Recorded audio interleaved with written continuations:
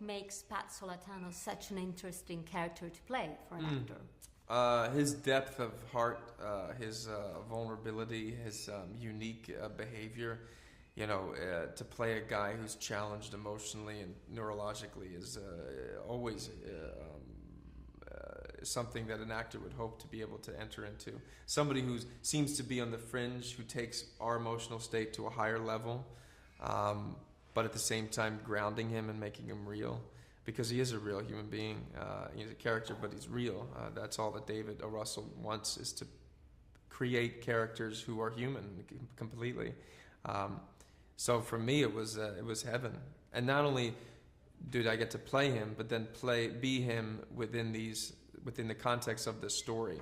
And the story demands that he go through a tremendous amount of ups and downs and grows in a certain way. And then I get to do it with Jackie Weaver and Robert De Niro and Jennifer Lawrence. So it was on all fronts for me. It was a dream. But I've read that at the very beginning you were, well, not exactly terrified, but you were quite worried by the role. Yeah. What was the challenge? You could say terrified. Yeah, I'd say so. Yeah, and I think I've learned that that's probably a good litmus test if one's terrified.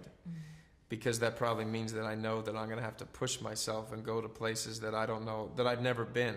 And with great risk can come great reward. And I feel like the risk that I took was a huge reward because I'm so happy and proud of the product. Everybody involved risked. And Robert De Niro risked, huge risks, and also Jennifer Lawrence and everybody else. We showed up every day naked and vulnerable and willing to go to whatever place David wanted us to go, and that meant dark places. Do you share Pat's attitude toward life? I've learned from Pat's attitude toward life. I think that I'm a more positive person because of being him for those 33 days, no question about it. And I was talking to a fellow actor the other night, and he said, I guess he had read that I'd said that or something, and he said, yeah, it's amazing. There's some characters that one plays that you learn from, and it's true. It's almost like I had a relationship with this character, that I got to, really get to know him intimately, and he's had an effect on me. On the Internet Movie Database website, at the voice very accurate. Yeah, at the voice Bradley Cooper. We often plays devious yet charming characters. What do you think of this statement? I don't know who wrote that. I don't know. The thing is, the ones that are seen, that's the one you're known for. So Wedding Crashers and The Hangover are probably the two most popular movies I've done. But I've done a lot more. But it's just what one sees. And I think Phil from The Hangover is much different from Sack from Wedding Crashers. One's a sociopath, and the other one's a father who is a good teacher and a loving man. But I could see how people could say that. But it's not ever anything that I've set out to do at all. No, not even close. How do you choose your roles? What is important? It's changed over the years. For a long time, I chose it by how it chose me. I just wanted to work. So you don't sort of start off thinking, well, I really only want to do this. And it's really, I want to work. I want to learn. I want to become a better actor. And for me now, it's really about filmmaker.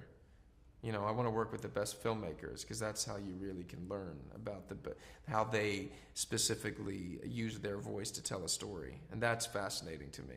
What aspect of your personality do you feel Italian? If you do feel Italian, I feel very Italian.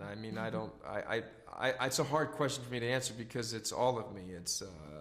I grew up in an Italian American. I can only speak to American Italian, not to actually living in Italy, although I spent time here.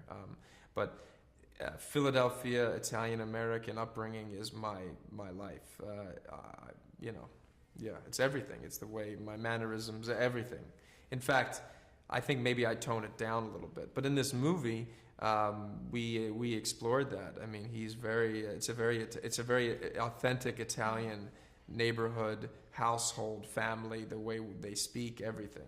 Do you have any superstition about the Philadelphia Eagles? I know Yes. that you are a supporter. I'm a huge supporter, and I have an awful superstition. And my superstition is that when I watch the Eagles, they lose. And it's been confirmed many times of late, especially because they've had awful seasons. But every time I don't watch them, they win. So it's the worst superstition ever because I can't enjoy the team I love. So every time they lose, it's your fault. Yes. That's very sad. Very sad, yes.